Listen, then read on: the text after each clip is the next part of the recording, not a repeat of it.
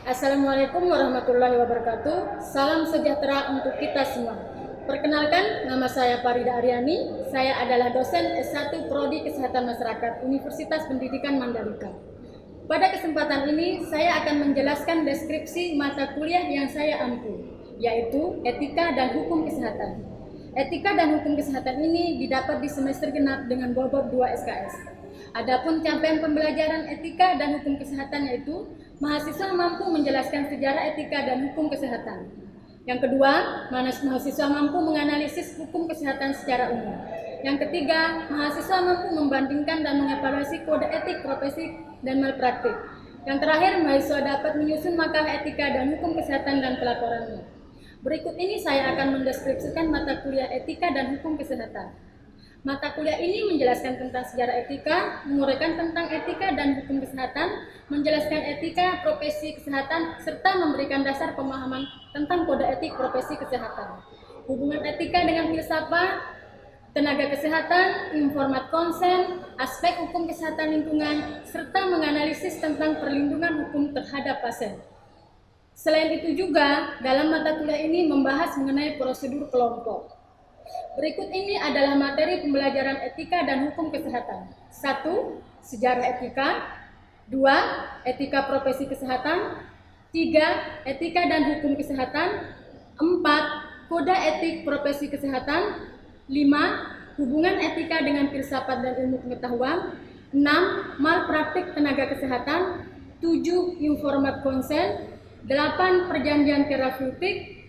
9. Aspek hukum kesehatan lingkungan, dan 10. Perlindungan hukum terhadap pasien dan konsumen. Untuk sistem pembelajaran yang kami lakukan adalah luring atau tatap muka dan daring, di mana daring menggunakan aplikasi pendukung yaitu WhatsApp dan Zoom Meeting.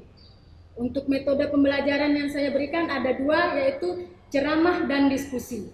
Metode ceramah ini nantinya mahasiswa dapat memahami dan memperoleh materi secara luas. Metode diskusi mahasiswa lebih percaya diri dalam mengembangkan pola pikir yang kritis, aktif, dan kreatif. Untuk mempermudah penyampaian materi, saya selalu menyiapkan bahan ajar berupa slide presentasi. Dan setelah pembelajaran selesai melalui aplikasi WhatsApp, saya membagikan materi tersebut kepada mahasiswa. Untuk sistem penilaian yang saya lakukan meliputi aktivitas, kerjasama kelompok, tata cara penulisan laporan makalah. Adapun kriteria standar penilaian meliputi kehadiran 30%, UTS 20%, tugas 20%, UAS 30%. Kemudian hasil evaluasi nilai tersebut saya informasikan melalui aplikasi WhatsApp bahwa nilai sudah bisa dilihat di siakat, sehingga mahasiswa yang mendapatkan nilai yang kurang bisa melakukan remedial dengan kalender akademik. Berikut ini saya akan tampilkan video proses pembelajaran etika dan hukum kesehatan. Kita saksikan video berikut ini. Assalamualaikum warahmatullahi wabarakatuh. Waalaikumsalam warahmatullahi wabarakatuh. Selamat pagi dan salam sejahtera untuk kita semua. Apa kabar adik-adik? Baik. Hari ini kita akan membahas tentang informat konsen. Sebelum Ibu membahas informat konsen, apakah ada yang tahu tentang informat konsen? Baik, kita akan bahas apa itu informat konsen. Secara harfiah, informat konsen adalah pemberitahuan.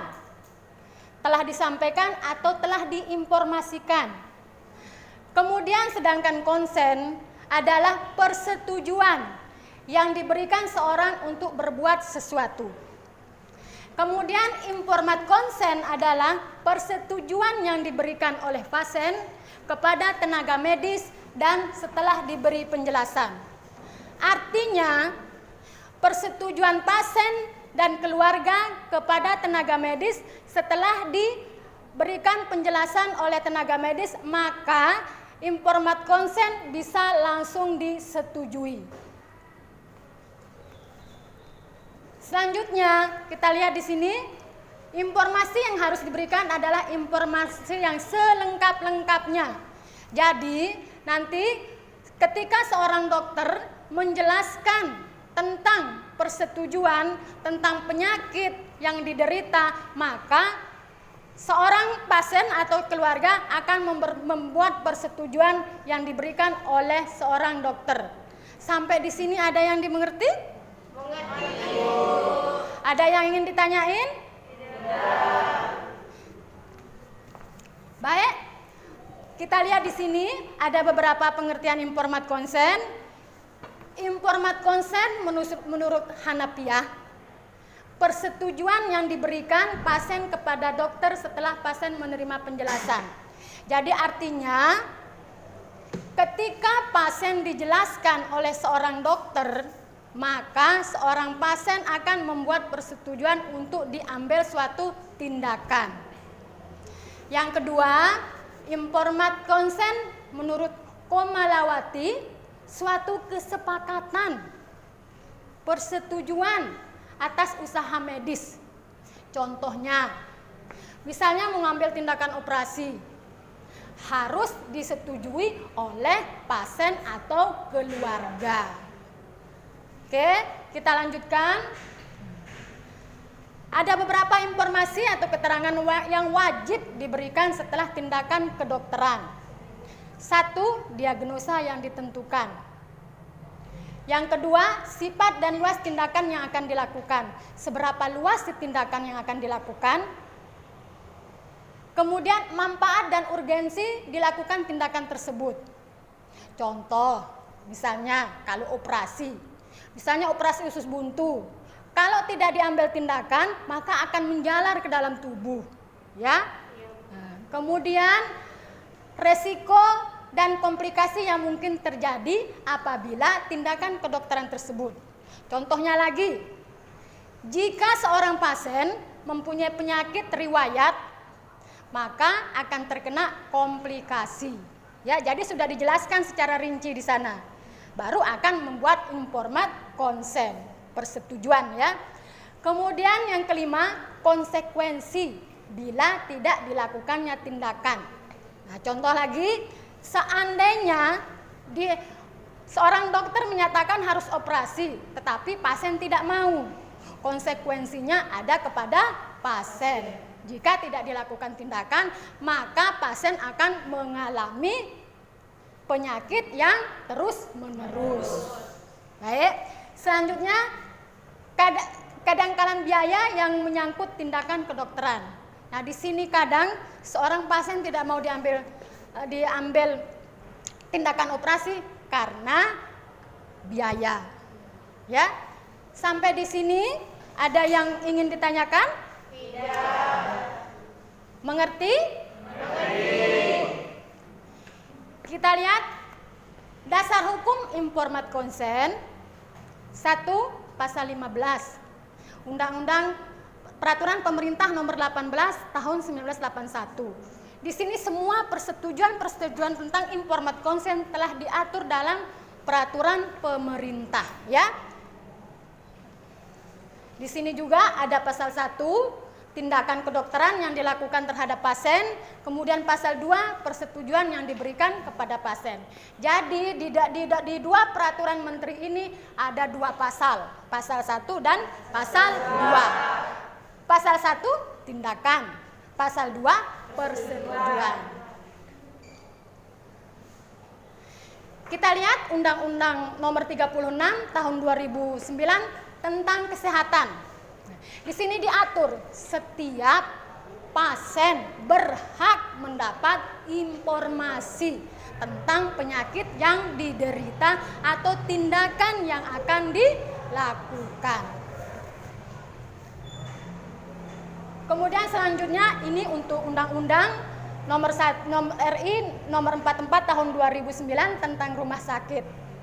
Rumah sakit pun diberikan undang-undang untuk bisa memberikan persetujuan jika dilakukan sebuah tindakan atau tindakan oleh tenaga medis. Misalnya, kebanyakan di sini operasi, ya.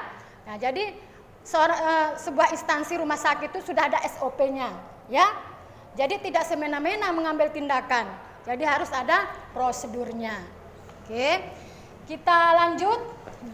Kita lihat di sini ada bentuk-bentuk informat konsen ada 2. Informat konsen yang dinyatakan secara tegas ada 2. Informat konsen dilakukan secara lisan dan informat konsen dilakukan secara tertulis. Sebenarnya persetujuan informat konsen kedua tertulis dan lisan ini adalah sah, tergantung persetujuan dari pasien dan dokter atau tenaga medis. Ada yang ingin ditanyakan sampai di sini? Baik, kita lanjutkan. Informat konsen yang dinyatakan secara tertulis adalah bentuk yang paling tidak diragukan. Jadi kalau sudah ditulis ya, sudah hitam di atas putih, apalagi kalau sudah berpakai materi, sudah tidak diragukan. Misalnya, nanti misalnya tindakan operasi terjadi sesuatu yaitu malpraktek, ya. Jadi bisa kita menuntut karena dengan adanya persetujuan tertulis. Ya, adik-adik ya. Masih sehat, masih seger? Masih. Oke. Yang kedua yaitu informat konsen yang dinyatakan secara diam atau tersirat. Contohnya, misal ya, seorang pasien, dokter ini ibaratnya ibu ini seorang dokter, ibaratnya ibu seorang dokter. Apakah mau dioperasi atau enggak? Geleng-geleng kepala menunjukkan tanda tidak. Kalau dia mengangguk artinya iya. Jadi itu sah, ya, karena sudah diatur. Semua informat konsen persetujuan itu sudah diatur dalam peraturan pemerintah maupun undang-undang. Baik, kita lanjutkan. Nah, informat konsen pada kasus kegawat daruratan. Di sini diatur dalam Peraturan Menteri Kesehatan RI nomor 58, persetujuan tindakan medik atau informat konsen adalah persetujuan yang diberikan oleh pasien atau keluarga atas dasar penjelasan. Ya, di sini kegawat daruratan harus diambil tindakan secara cepat, segera. Misal, ada seorang pasien datang ke rumah sakit dalam keadaan pingsan. Keluarganya mana? Belum ada.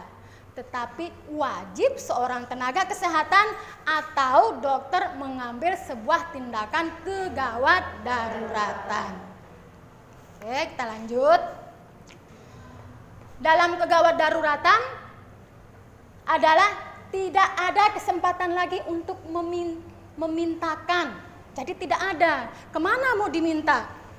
Keluarganya belum datang.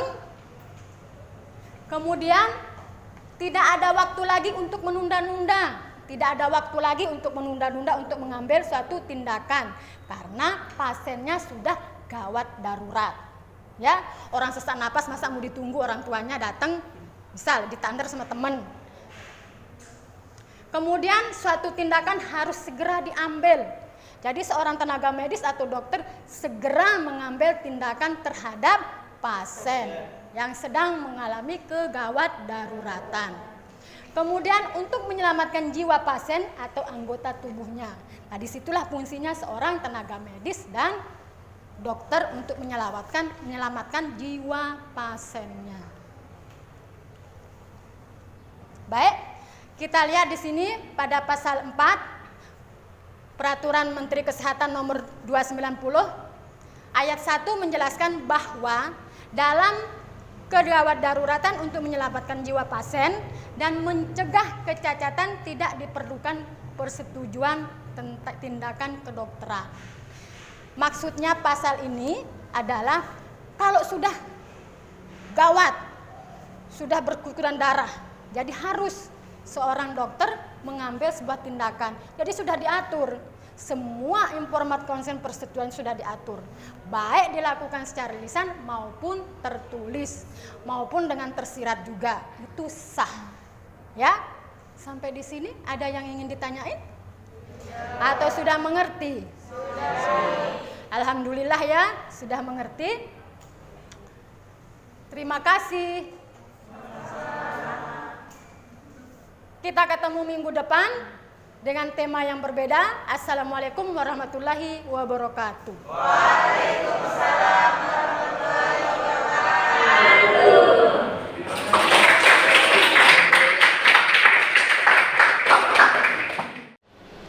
Baik, demikian deskripsi singkat dari saya. Semoga bermanfaat di bidang pendidikan dan pengajaran yang saya lakukan di Prodi Kesehatan Masyarakat. Atas perhatiannya saya ucapkan terima kasih. Salam sehat.